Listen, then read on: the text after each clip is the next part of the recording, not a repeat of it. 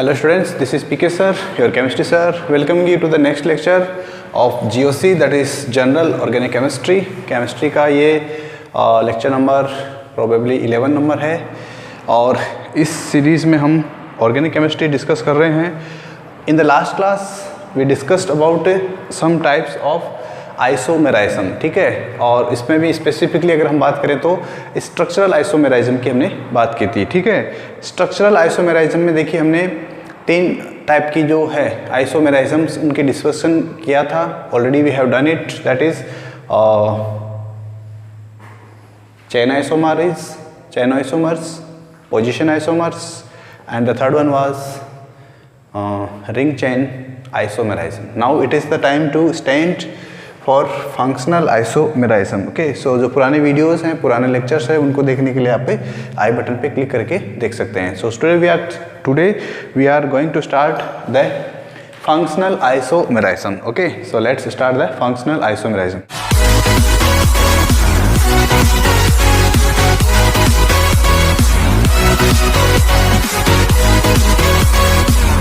देखिए, first important बात कि जब भी आइसोमेराइज्म आएगा तो यहाँ पर एक इम्पोर्टेंट बात तो हमेशा ही आएगा कि मॉलिक्यूलर फार्मूला जो होता है वो क्या होना चाहिए, सेम होना चाहिए.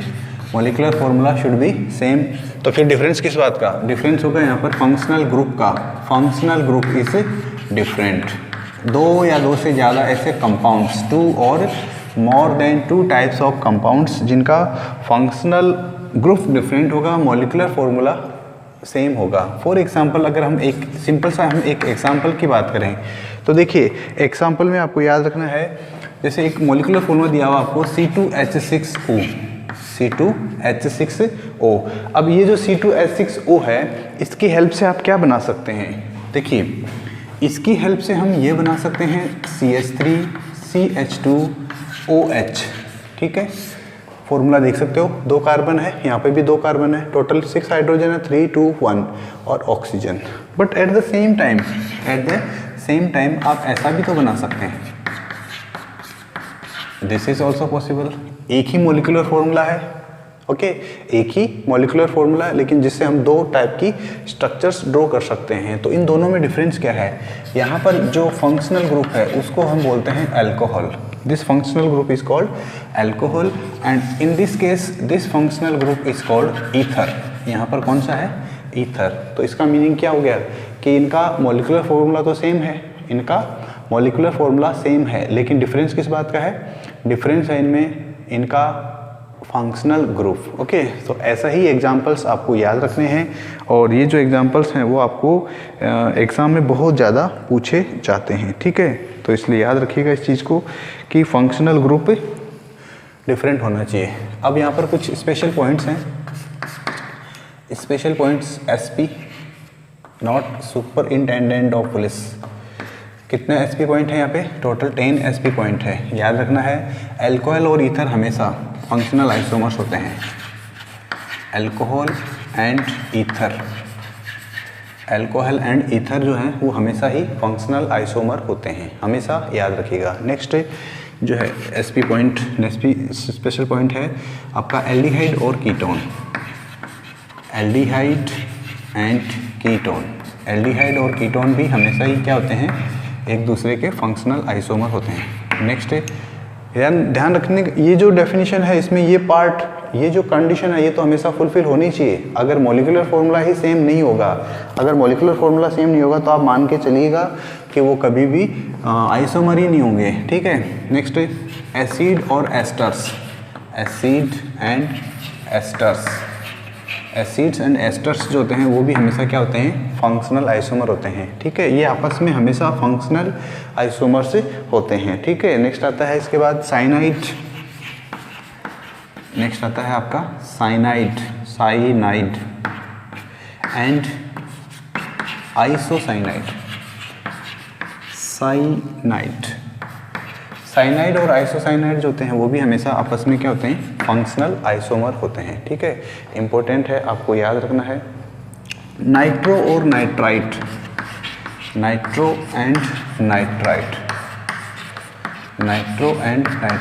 they are also functional isomer. Functional isomer. ठीक है, ये भी आपको पता होना चाहिए। नेक्स्ट देखिए इसके बाद में जो है एमाइंस। एमाइंस कौन कौन से होते हैं? 1 degree amine, 2 degree amine, 1 degree amine, 2 degree amine and 3 degree amine. ये आपस में तीनों एक दूसरे से आइसोमर होते हैं, फंक्शनल आइसोमर होते हैं। हमेशा याद रखिएगा कि ऑल एमाइंस यानी कि प्राइमरी, सेकेंडरी एंड टर्शरी ये सब आपस में क्या होते हैं? फंक्शनल आइसोमर्स होते हैं। ठीक है, नेक्स्ट आता है आपका एमाइड्स एंड ऑक्सिम्स। ऑक्सिम्स क्या होते हैं, एमाइड क्या होते हैं, इनको हम बाद में डिस्कस करेंगे। एमाइड्स और ऑक्सिम्स जो होते हैं वो आपस में फंक्शनल आइसोमर होते हैं। एमाइड्स जो है वो कार्बोक्सिलिक एसिड्स के डेरिवेटिव होते हैं, इसलिए उनको भी आपको याद रखना है। ठीक है, नेक्स्ट आता है कीटो और इनोल। कीटो एंड इनोल ये भी आपस में क्या होते हैं? फंक्शनल आइसोमर होते हैं। नेक्स्ट आता है इसके बाद नंबर 9। देखिए ये सारे एग्जाम्पल्स आपको याद रखने ही पड़ेंगे, इसमें कोई वो नहीं है। और नेक्स्ट आता है इसके बाद में एल्कीन, एल्कीन जो होते हैं वो साइक्लो एल्केन के साथ, ये हम पहले देख चुके हैं, आपको याद होगा। Alkene and cycloalkane. Alkene किसके साथ? साइक्लो एल्केन के साथ। और आपको याद होगा एल्काइन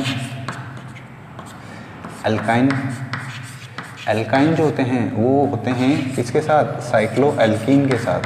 साइक्लो एल्कीन के साथ। एल्कीन जो होते हैं, अल्काइन जो होते हैं वो साइक्लो एल्कीन के साथ में या अल्काडाईन के साथ में। अल्काडाईन, अब ये अल्काडाईन क्या होते हैं बताएंगे अभी।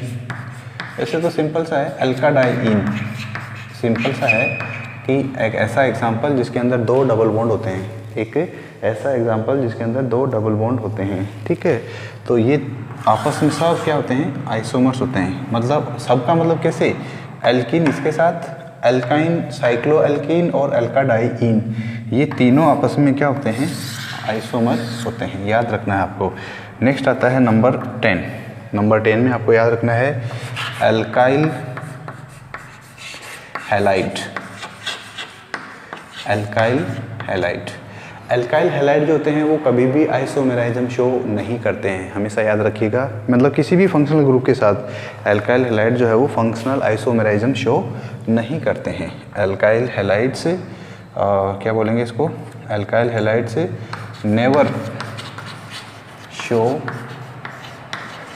FI बोले तो ये वाला FI मतलब क्या है? Functional isomers. तो जो अल्काइल हैलाइड्स होते हैं, अल्काइल जो हैलाइड्स होते हैं वो कभी भी फंक्शनल आइसोमेराइज्म शो नहीं करते हैं। ठीक है, तो ये तो कोई ज़्यादा बड़ी बात नहीं है, आप लोगों को ये एग्जांपल्स याद रखना ही होगा। ठीक है, एग्जांपल्स अगर आप याद रख लेते हैं तो आप लोग अच्छे से इसको सॉल्व कर पाएंगे। ठीक है, अब देखिए कुछ एग्जांपल्स देखते हैं हम। एग्जांपल्स देखने से पहले एक और टाइप की आइसोमेराइज्म है, उसकी भी हम बात कर लेते हैं पहले यहाँ पर। और उस आइसोमेराइज्म को हम बोलते हैं मेटामेरिज्म।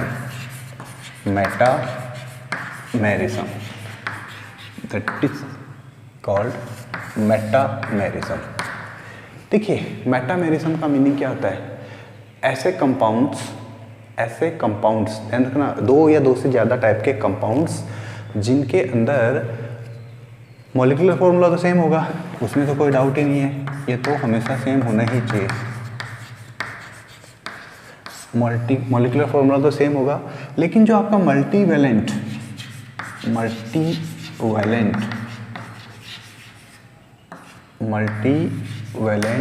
जो फंक्शनल ग्रुप होता है, जो फंक्शनल ग्रुप होता है उससे जो अल्काइल ग्रुप होगा उसका जो स्टाइल होगा जुड़ने का, alkyl group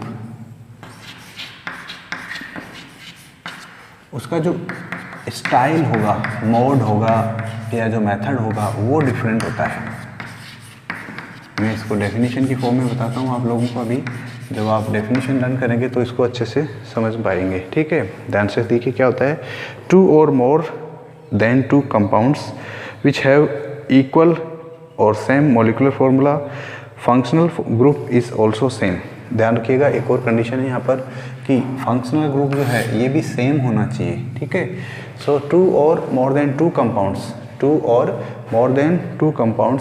in which two or more than two compounds in which molecular formula is same, functional group is also same, but जो आपका मल्टीवेलेंट फंक्शनल ग्रुप जो होता है उससे जुड़ा हुआ जो एल्काइल ग्रुप होता है वो डिफरेंट होता है, एल्काइल ग्रुप डिफरेंट होता है। अब देखिए यहाँ पर कौन कौन से एग्जांपल्स हैं ऐसे मल्टीवेलेंट फंक्शनल ग्रुप, कौन कौन से हैं ये भी आपको पता होना चाहिए, ठीक है। कौन कौन से ऐसे फंक्शनल ग्रुप है जो मल्टीवेलेंट होते हैं।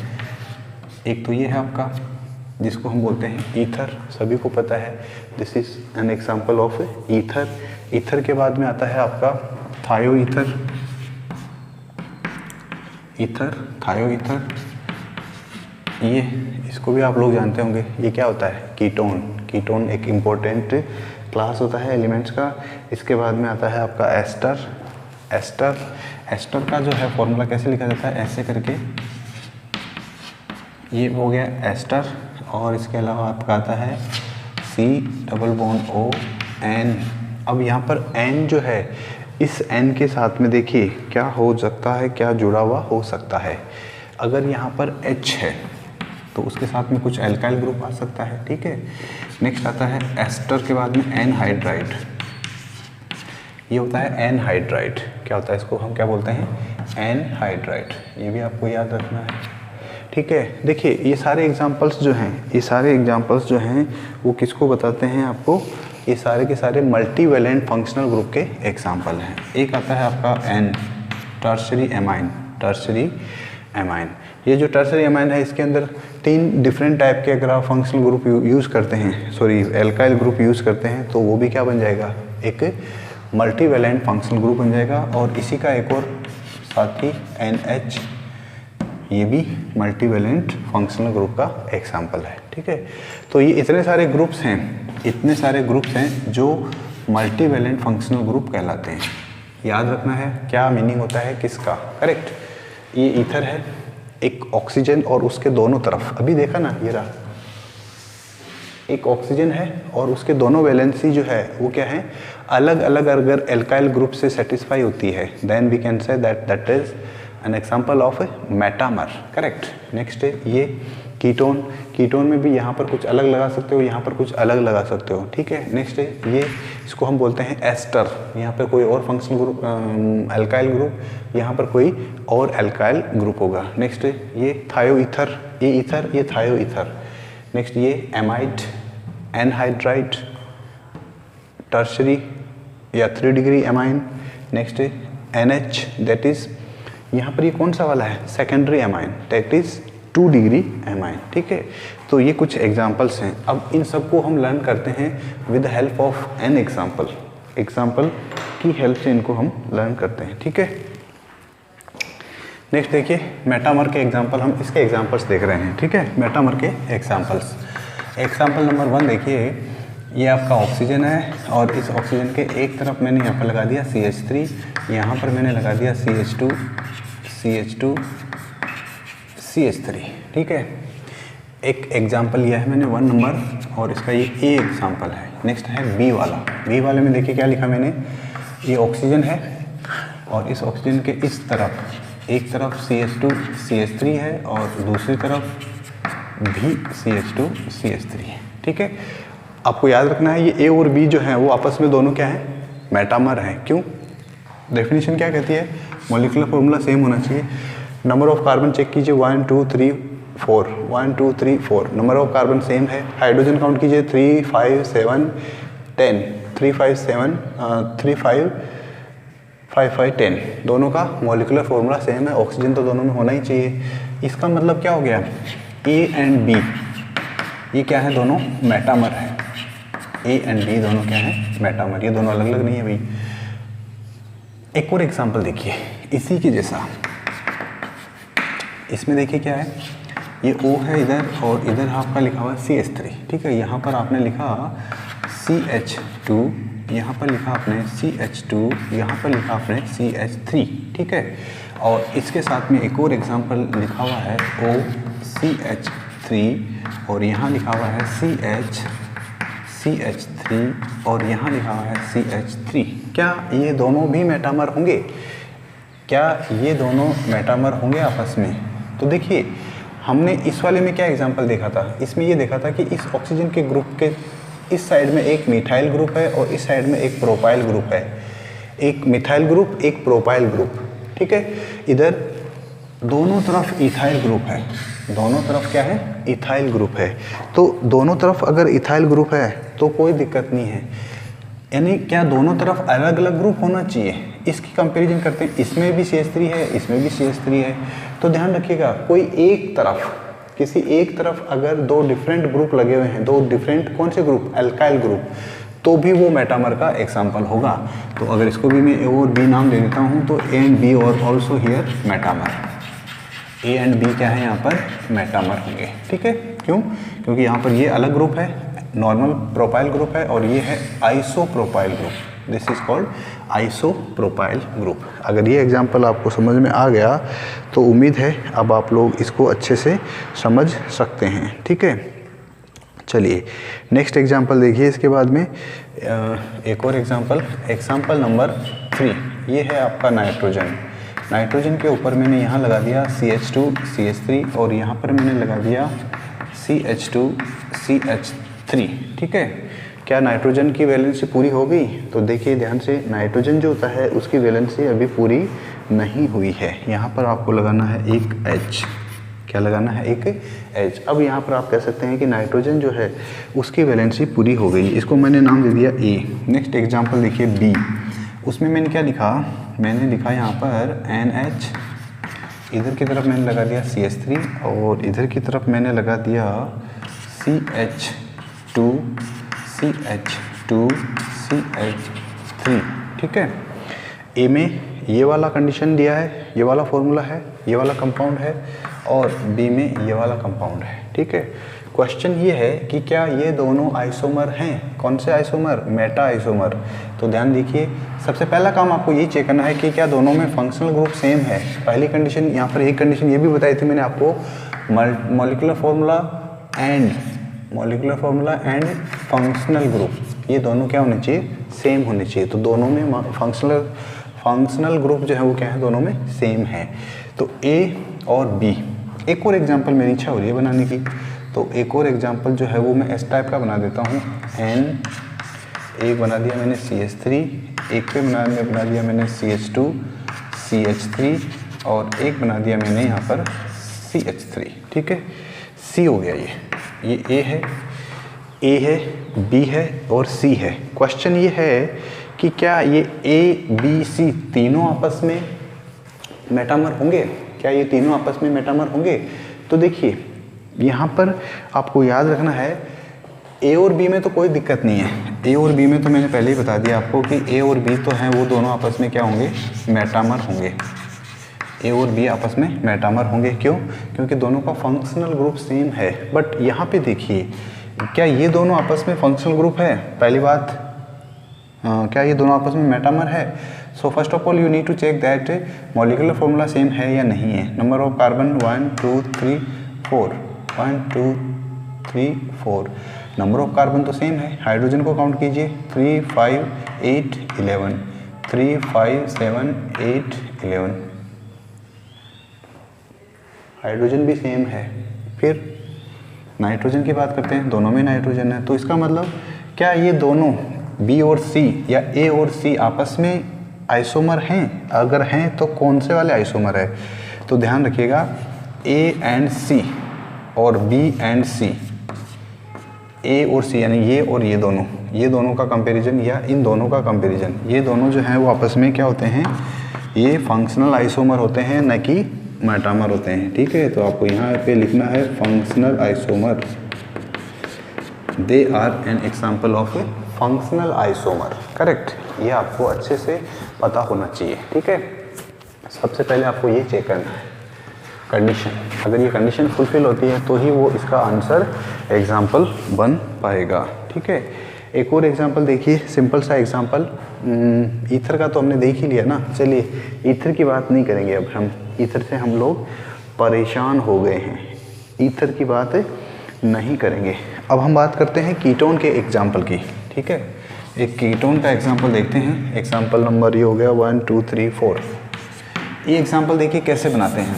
एक ये है कीटोन, इस तरफ हमने लिख दिया CH3 और यहाँ पर लिखा हुआ है CH2 और यहाँ लिखा हुआ है CH3, ठीक है। एक तो एग्जाम्पल ये है, एक कंपाउंड का फॉर्मूला तो ऐसा लिखा मैंने, और दूसरे कंपाउंड का फॉर्मूला मैंने लिखा यहाँ पर C डबल बॉन्ड O, और यहाँ पर मैंने लिखा CH2 CH3, यहाँ पर मैंने लिख दिया CH3 CH2, करेक्ट। A और B के बारे में आपको बताना है कि क्या ये मेटामर हैं या नहीं हैं। तो कैसे चेक करेंगे? चेक करने का एक ही तरीका है, क्या?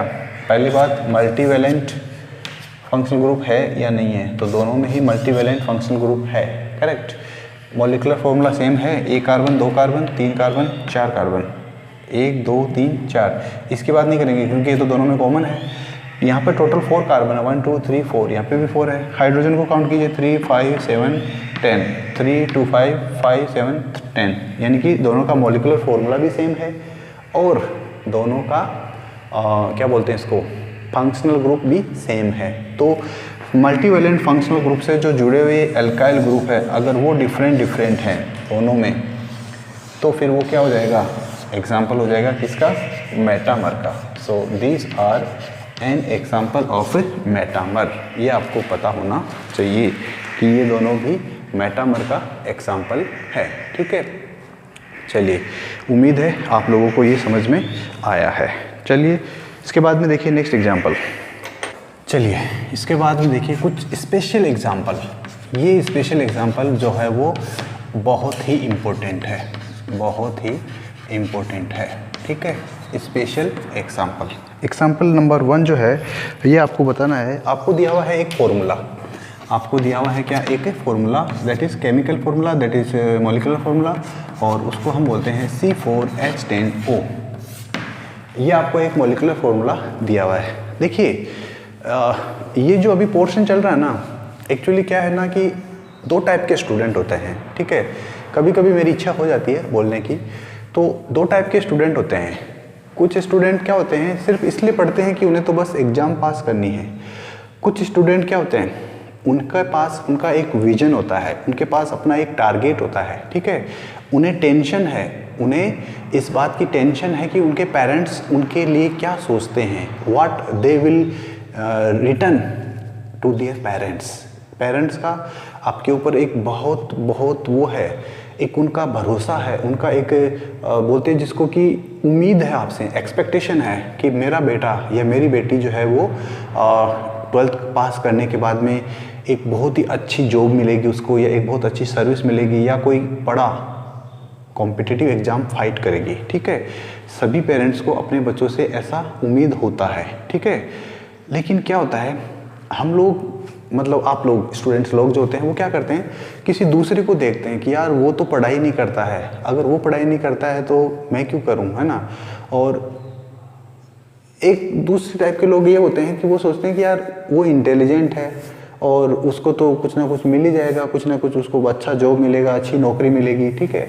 लेकिन एक चीज़ ध्यान रखिए ना, सभी का ब्रेन का कैपेसिटी जो होता है, ब्रेन का जो क्रेनियल कैपेसिटी होता है सबका इक्वल होता है। सिर्फ डिफरेंस इसी बात का होता है कि कोई उस ब्रेन की जो कैपेसिटी को ज़्यादा यूज़ कर पाता है, जो यहाँ पे न्यूरॉन्स होते हैं उनको कोई ज़्यादा काम दे पाता है। उनको आप काम दीजिए, जो न्यूरॉन्स है आपके अंदर यहाँ पर, उनको जितना ज़्यादा आप काम देंगे उतना ही ज़्यादा आपको अच्छा आउटपुट मिलेगा, ठीक है। तो सीरियस हो जाइए, ये मत सोचिए कि क्लास 11th है, ये क्लास 11th नहीं, ये आप लोगों की जो लाइफ है उस लाइफ का ये फाउंडेशन क्लास है एक प्रकार से। यहीं से डिसाइड होगा कि आप आगे जाके क्या करेंगे। कुछ लोग अच्छी जॉब मिलेगी, अच्छी नौकरी करेंगे, कुछ लोग आज से 10 साल बाद में जब आप उनसे मिलोगे तो कोई तो मोटरसाइकिल चलाता, ऑटो चलाता हुआ मिलेगा, ऑटो 10 रुपये 10 रुपये, कोई पान की दुकान पे पान बेचता हुआ मिलेगा, कोई ऐसा काम करेगा जो जब उससे बढ़िया वाला जो स्टूडेंट जो है उसका ही फ्रेंड और उसी का क्लासमेट जब उससे मिलेगा तो उसको बताने में भी शर्म आएगी कि यार मैं तो आजकल बस ऐसे कर रहा हूँ, क्या कर रहा हूँ ये नहीं बताएगा। कभी भी देख लेना ऐसे कैटेगरी के स्टूडेंट्स भी होते हैं, ठीक है। तो मेरी कोशिश यही है कि कोशिश कीजिए आप लोग भी अपना जो टाइम है, ये जो टाइम है आपका, ये सबसे इम्पोर्टेंट टाइम चल रहा है अभी। फाउंडेशन है एक प्रकार से, सिंपल सा है लॉजिक कि अगर किसी बिल्डिंग की फाउंडेशन अगर वीक होती है ना, तो वो बिल्डिंग जो है वो सक्सेस नहीं होती है। इन फ्यूचर वो बिल्डिंग डिमोलिश होके गिर जाती है, नीचे गिरा दी जाती है। आप नहीं तो कोई और गिरा देगा। एंड एक चीज़ हमेशा ध्यान रखिएगा, आज का जो टाइम है उसमें इतना भयंकर कंपटीशन है, यू कैन नॉट इमेजिन। जब आप बाहर निकलेंगे ना तब पता चलेगा आप लोगों को कि आप आज के 10 साल बाद या 5 साल बाद में जब आप लोग सोचोगे ना कि यार उस समय अगर मैं पढ़ाई कर लेता, that time means this time class 11th और 12th, तो आज मैं भी कुछ होता, कुछ डिफरेंट होता, नहीं कि आज मुझे जो काम चलाना पड़ रहा है। खैर आपकी इच्छा है, बाकी मैं ज़्यादा नहीं बोलूँगा। ये है क्वेश्चन आपके लिए कि C4H12O है, इसके कितने आइसोमर बनेंगे। How many isomers will be formed और can be formed by this formula. ठीक है, कौन से वाले आइसोमर की बात कर रहा है, ये 2 ही आइसोमर की बात कर रहा है, फंक्शनल आइसोमर और मेटामर्स की। इसके कितने फंक्शनल आइसोमर्स और इसके कितने मेटामर्स बनेंगे। ठीक है, और आप लोगों के लिए हिंट के लिए मैं बता देता हूँ कि इसमें जो है अल्कोहल और ईथर तो कितने बनेंगे, 4 तो अल्कोहल बनेंगे, 4 तो अल्कोहल बनेंगे और 3 ईथर बनेंगे, 3 ईथर बनेंगे। ये आपको हिंट है। ठीक है, बना के देखते हैं, ऐसे काम नहीं चलेगा, बना के देखना पड़ेगा। ये है आपका first CH3 CH2 CH2 CH2OH, ये हो गया first number A। Number B देखिए, ये 4 कार्बन की चेन थी, कार्बन की चेन को छोटा कर दीजिए, 1 2 3 और यहाँ पे लगा दीजिए OH और एक कार्बन को यहाँ दे दीजिए। ये हो गया 3 कार्बन का चेन। अब एक और कोशिश करते हैं, एक और छोटा कर देते हैं इस कार्बन को। ये CH3, ये CH3, ये OH, ये CH3 यहाँ पर, और यहाँ पर क्या लगेगा CH2। ठीक है, ध्यान रखिएगा मॉलिक्यूलर फॉर्मूला हमेशा सेम करना है। अगर आपने मॉलिक्यूलर फॉर्मूला ही गलत कर दिया, मॉलिक्यूलर फॉर्मूला ही अगर आपने गलत कर दिया तो फिर आपका आंसर पक्का ही गलत होने वाला है, पक्का ही आपका आंसर गलत होने वाला है। ठीक है, ये 1 हो गया, ये हो गया 2, ओके। और इसके बाद में 2 के बाद में जो है वो है 3 वाला। 3 वाला देखिए कैसे बनेगा, ABCD। डी में क्या करना है, ये कार्बन, ये कार्बन, ये कार्बन। देखिए इसमें और इसमें डिफरेंस होना चाहिए। ठीक है, यहाँ पर आपको लगा दिया OH। कितने बन गए, ABCD, यानी कि 4 अल्कोहल बन गए। 4 ही बनने चाहिए थे, क्योंकि मैंने यहाँ पर पहले आपको बता दिया है 4 अल्कोहल बन गए। इन चारों के आप चाहो तो IUPAC नेम भी लिख के देख सकते हो। देखिए फिर से मैं बता रहा हूँ आप लोगों को कि IUPAC नेम की जितनी ज़्यादा प्रैक्टिस करेंगे ना, आपका लाइफ, आपका सक्सेस होने का जो चांसेस है वो उतना ही ज़्यादा होगा। क्योंकि IUPAC नेम का जो क्वेश्चन है वो आपको बार बार पूछा जाएगा, बार बार आपको डिस्टर्ब करेगा। नेक्स्ट है A प्राइम ईथर वाले। A प्राइम का मतलब ये है कि 4 कार्बन की बनानी है आपको, CH3O CH2 CH2 CH3। एक तो ये बन सकता है, एक B प्राइम का मतलब ये होगा CH3 CH2O CH2 CH3, एक ये बनेगा। और C प्राइम क्या बन सकता है, CH3O CH, यहाँ पर CH3 और यहाँ पर CH3। ये बन गए इसके अल्कोहल और ईथर। इससे ज़्यादा अगर कोई बना सकता है या किसी के बन रहे हैं तो मुझे भी बताइएगा, ताकि मेरा भी जो नॉलेज है वो अपडेट हो सके। ठीक है, अब क्वेश्चन ये है कि इनमें से कौन से क्या होंगे, कौन से क्या होंगे। पहली बात, ये A, ये B और ये C और ये D, ये तो है अल्कोहल। अब इनमें आपको पता क्या करना है कि ये चारों के चारों जो है वो इन तीनों के साथ में A प्राइम के साथ फंक्शनल आइसोमर है, करेक्ट। B प्राइम के साथ फंक्शनल आइसोमर है, C के साथ फंक्शनल आइसोमर है। क्यों है, क्योंकि ये अल्कोहल है और ये ईथर है।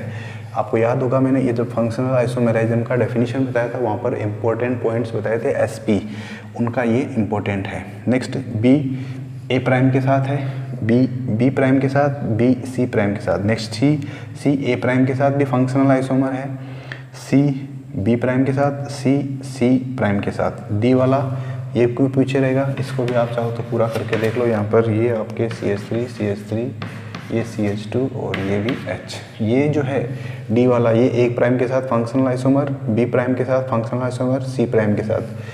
मेटामर की तो हमने बात ही नहीं की। क्या इनमें कोई मेटामर होगा? बिल्कुल भी नहीं होगा। जो मेटामर होगा वो सब इनमें ही होता है। तो देखिए कौन कौन से मेटामर्स हैं। A और B मेटामर हैं, चेक करके देखिए। A और B का मतलब यहाँ पर है A प्राइम और B प्राइम, तो ऑफ कोर्स मेटामर हैं, मेटामर हैं। B प्राइम और C प्राइम, B प्राइम और C प्राइम क्या मेटामर हैं? Yes, they are also metamer. कैसे पता चलेगा? मल्टीवैलेंट फंक्शनल ग्रुप, उसके दोनों तरफ जो एल्काइल ग्रुप है उसकी जो है अगर डिफरेंट है स्ट्रक्चर तो आपको ये याद रखना है। क्या A और B, A और प्राइम, A प्राइम और C प्राइम भी आपस में होंगे? यस, A एंड C ये भी आपस में क्या होंगे? मेटामर होंगे। याद रखिएगा, ये भी इम्पोर्टेंट है। तो ये था मेटामर का कुछ एग्जांपल्स। अब आप लोगों के लिए एक छोटा सा असाइनमेंट दे रहा हूँ मैं आप लोगों को, और आपको क्या करना है, आपको जो असाइनमेंट है ये है आपका आज का असाइनमेंट। और इस असाइनमेंट में मैं आपसे क्वेश्चन जो पूछ रहा हूँ वो ये है, असाइनमेंट नंबर ए बोल देता हूँ मैं इसको, क्योंकि हो सकता है आगे और आपको असाइनमेंट मिले। ये है आपके पास एक केमिकल फॉर्मूला C5H12O। इसके आपको कितने फंक्शनल आइसोमर और कितने, मतलब सिंपल सा इसके कितने तो अल्कोहल बनेंगे, है ना, कितने अल्कोहल बनेंगे और कितने इसके मेटामर्स बनेंगे, कितने इसके मेटामर्स बनेंगे, ये क्वेश्चन आप लोगों को सॉल्व करना है। ठीक है, कितने इसके अल्कोहल बनेंगे और कितने इसके मैं क्या पूछ रहा हूँ, कितने इसके फंक्शनल आइसोमर होंगे और कैसे इसके मेटामर होंगे, ये आपको इसमें बताना है। ठीक है, उम्मीद है आप लोग इनकी प्रैक्टिस करेंगे। देखिए, अगर आप प्रैक्टिस करेंगे तो ही आपका फ़ायदा है, अगर आप प्रैक्टिस नहीं करेंगे तो फिर आपको बहुत प्रॉब्लम होने वाली है, बहुत प्रॉब्लम होने वाली है। ठीक है, अब देखिए एक बहुत ही इम्पोर्टेंट पॉइंट है, एक बहुत ही इम्पोर्टेंट पॉइंट है क्या, कि इसको आप क्या बोलेंगे, स्पेशल पॉइंट में बोल देते हैं इसको भी। एक ये भी स्पेशल पॉइंट है कि अगर if functional group is changed, if functional group is changed then CI chain isomerism, PI तो सभी जानते हैं position isomerism, CI chain isomerism, और एक टाइप की और आइसोमेराइज्म है और वो है आपकी मेटामेरिज्म। ठीक है, एंड मेटामेरिज्म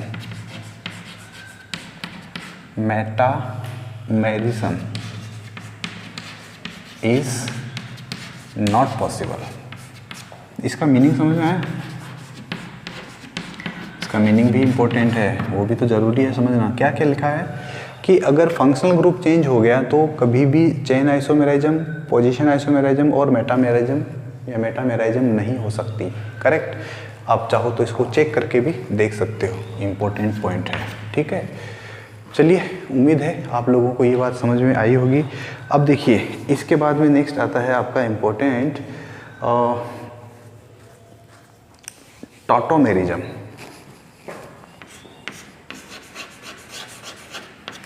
ABC आज हमने 2 देख लिया, तो ये नंबर E है, E नंबर का आइसोमेराइज्म है, इसको हम बोलते हैं टोटोमेराइज्म। टोटोमेराइज्म, पहली बात, क्या इसका कोई और दूसरा नाम है? Yes, this is also called डेस्मोट्रोपिज्म।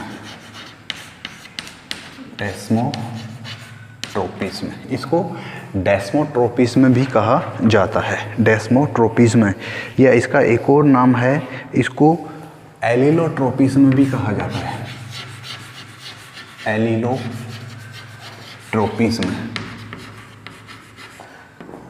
एलिलोट्रोपिज्म, इसको क्रिप्टोट्रोपिज्म भी कहा जाता है, क्रिप्टोट्रोपिज्म भी कहा जाता है, इसको प्रोटोट्रोपी भी कहा जाता है, प्रोटोट्रोपी भी कहा जाता है। कितने नाम हो गए? डेस्मोट्रोपिज्म, एलिलोट्रोपिज्म, क्रिप्टोट्रोपिज्म, प्रोटोट्रोपी। कितने नाम हो गए? 5 नाम हो गए। एक ही आइसोमेराइज्म है और उसी के 5 नाम आपको एटलीस्ट याद करने ही पड़ेंगे। तो देखते हैं आप लोगों को याद होगा ही होगा। चलिए, सबसे पहली बात तो ये है कि यहाँ पर आपको याद रखना है कि ये एक प्रकार का फंक्शनल आइसोमेरिज्म है। It is a type of functional isomerism. It is a type of functional isomerism. ठीक है, काइंड है एक प्रकार से, लेकिन हम इसको डिफरेंटली क्यों स्टडी कर रहे हैं? क्योंकि थोड़ा सा इसमें डिफरेंस है, थोड़ा सा इसमें क्या है? डिफरेंस है। ठीक है, अब देखिए यहाँ पर क्या होता है, यहाँ पर एक आपको इम्पोर्टेंट कॉन्सेप्ट याद रखना है। और ये पहले इसकी डेफिनेशन की बात करें तो डेफिनेशन तो वही, आइसोमेरिज्म जब भी स्टार्ट होता है तो हमेशा आपको याद रखना है मॉलिक्यूलर फॉर्मूला तो क्या होगा? सेम होगा। Molecular formula is same, correct. अगर मॉलिक्यूलर फॉर्मूला सेम नहीं होगा तो हमारा कॉन्सेप्ट ही खत्म हो जाएगा आइसोमेरिज्म का। अब यहाँ पर पार्टिसिपेट करता है एक्टिव हाइड्रोजन का मूवमेंट, एक्टिव हाइड्रोजन उसका मूवमेंट होता है यहाँ पर। और एक्टिव हाइड्रोजन का जब मूवमेंट होता है तो उस एक्टिव हाइड्रोजन के मूवमेंट से डिफरेंट स्ट्रक्चर्स बनती है, डिफरेंट स्ट्रक्चर्स का फॉर्मेशन होता है, डिफरेंट स्ट्रक्चर्स का फॉर्मेशन होता है। हो सकता है आप लोगों में से बहुत से लोगों को एक्टिव हाइड्रोजन का कॉन्सेप्ट नहीं पता हो। ठीक है, तो सबसे पहले इसी की बात कर लेते हैं कि एक्टिव हाइड्रोजन क्या होता है। ये एक्टिव हाइड्रोजन का कॉन्सेप्ट आपको ऑर्गेनिक केमिस्ट्री में बहुत जगह पे देखने को मिलेगा, बहुत देखने को मिलेगा। देखिए, एक एग्जाम्पल की हेल्प से इसको देखते हैं।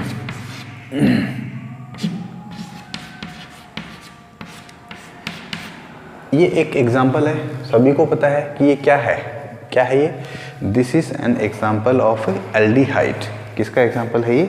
एक एल्डिहाइड का एग्जाम्पल है। और इस एल्डिहाइड के एग्जाम्पल में आप यहाँ पे देख सकते हैं कार्बन जो है उनके बीच में, इस वाले की बात करें तो यहाँ पर डबल बॉन्डेड प्रेजेंट है, डबल बॉन्ड प्रेजेंट है।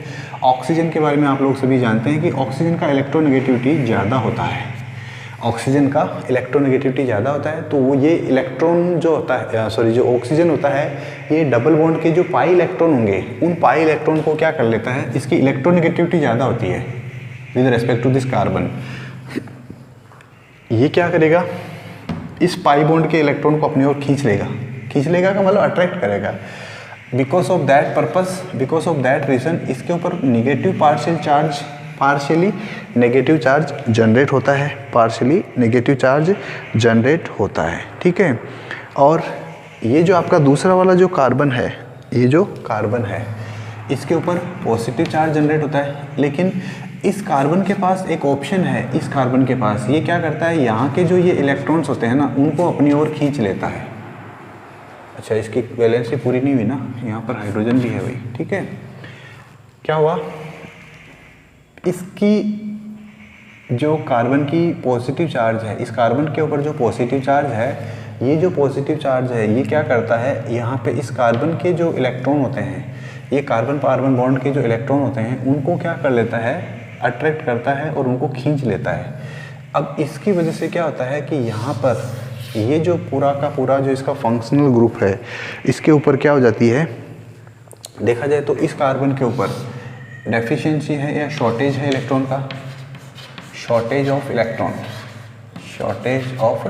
इलेक्ट्रॉन। इस कार्बन के ऊपर क्या हो गया? इलेक्ट्रॉन का शॉर्टेज हो गया। लेकिन कार्बन जो है वो क्या करेगा? अपने इलेक्ट्रॉन जो है वो तो लेगा, इसको कार्बन को हम बोलते हैं अल्फा कार्बन। और इस अल्फा कार्बन के ऊपर ये जो हाइड्रोजन है इसको हम बोलते हैं अल्फा हाइड्रोजन। ध्यान रखिएगा, ये भी दोनों अल्फा हाइड्रोजन ही है। इस कार्बन के ऊपर यहाँ पर 3 अल्फा हाइड्रोजन है। हमने एक को इसको अंडरस्टैंड करने के लिए समझा है। इसने इलेक्ट्रॉन इधर खींच लिया तो ये कार्बन जो है इसके ऊपर पॉजिटिव चार्ज है, ये कार्बन क्या करेगा? इस वाले बॉन्ड के इलेक्ट्रॉन को अपनी ओर खींच लेगा। अब हाइड्रोजन तो बेचारा है, हाइड्रोजन तो क्या है, बेचारा है, और वो हाइड्रोजन इतना लूजली बाउंड हो जाता है वहाँ से, ये हाइड्रोजन इतना लूजली बाउंड हो जाता है कि ये हाइड्रोजन निकल जाता है यहाँ से। It may gate released from here, it may be released, it may be released, यहाँ से ये निकल सकता है। ऐसा जो हाइड्रोजन होता है उसको ही बोला जाता है एक्टिव हाइड्रोजन। तो ये क्या बन गया आपका यहाँ पर, एक्टिव हाइड्रोजन। ये क्या हो गया आपका, एक्टिव हाइड्रोजन। याद रखना है, इम्पोर्टेंट कॉन्सेप्ट है, अच्छे से इसको याद रखिए, ठीक है। अब देखिए कीटो और इनोल का क्या कॉन्सेप्ट होता है।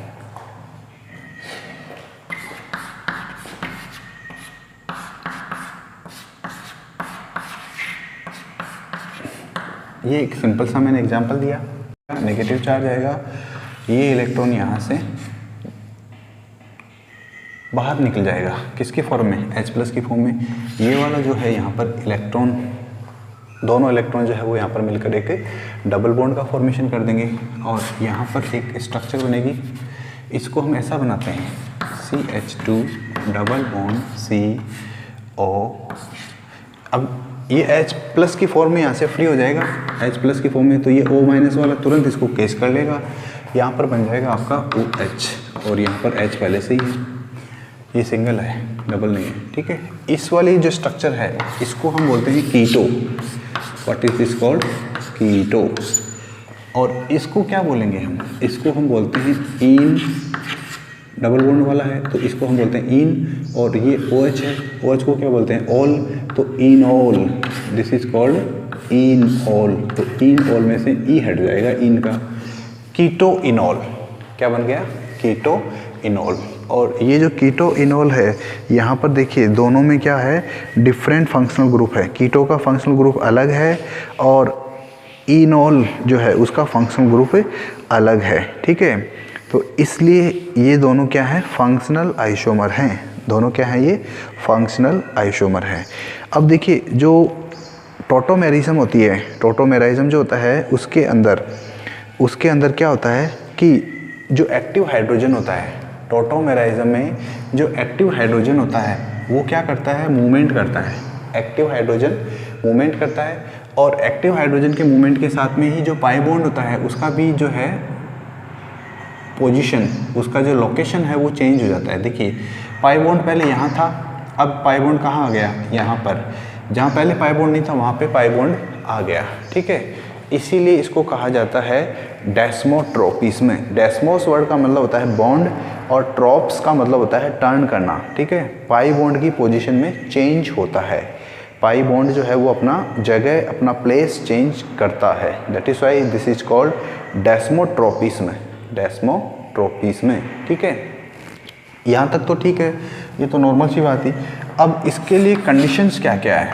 अगर किसी को मान लीजिए किसी को अगर डेस्मोट्रोपिज्म शो करना है तो उसके लिए क्या कंडीशन है, condition for डेस्मोट्रोपिज्म, condition for Desmo, या जो भी है ये टोटोमेरिज्म बोल दीजिए, कुछ भी बोल दीजिए, डेस्मोट्रोपिज्म।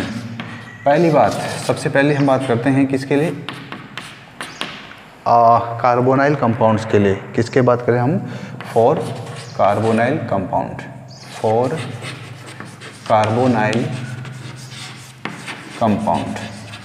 कार्बोनाइल कंपाउंड्स जो होते हैं अगर उनको डेस्मोट्रोपिज्म शो करना है, कार्बोनाइल कंपाउंड्स जिनको डेस्मोट्रोपिज्म शो करना है या टोटोमेरिज्म शो करना है, उनके लिए कंडीशन ये है कि उनके पास कम से कम एक अल्फा हाइड्रोजन होना चाहिए, कम से कम उनके पास एक अल्फा हाइड्रोजन होना चाहिए। एग्जांपल्स, HCHO, क्या ये टोटोमेरिज्म शो करेगा?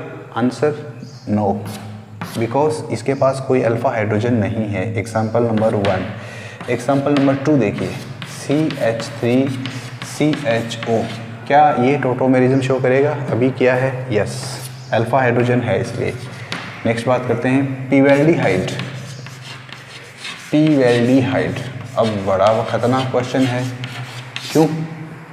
क्वेश्चन ये पूछा गया है कि which of the following compound exhibit या शो टॉटोमेरिज्म, और यहाँ पर नाम दिए हुए हैं। अब बड़ी प्रॉब्लम हो जाएगी, क्योंकि अगर आपको नाम दिया है तो उसका स्ट्रक्चर ड्रॉ करना जरूर आना चाहिए। तो पीवेल्डिहाइड का स्ट्रक्चर कैसा होता है, देखिए पीवेल्डिहाइड का स्ट्रक्चर ऐसा होता है, ये है, इस पर CHO होता है, यहाँ पर आपको उसको बोलते हैं CH3, यहाँ पर CH3 और यहाँ पर CH3। This is called pivaldehyde. ठीक है, क्वेश्चन ये है कि क्या पीवेल्डिहाइड जो है ये टॉटोमेरिज्म शो करेगा, क्या ये टॉटोमेरिज्म शो करेगा? तो आंसर है कि ये है इसका अल्फा कार्बन। क्या इस अल्फा कार्बन पे कोई हाइड्रोजन है? नहीं, इस अल्फा कार्बन पे एक भी हाइड्रोजन नहीं है। That is why it will not show any tautomerism. Next question है नंबर 4, बेंजल्डिहाइड।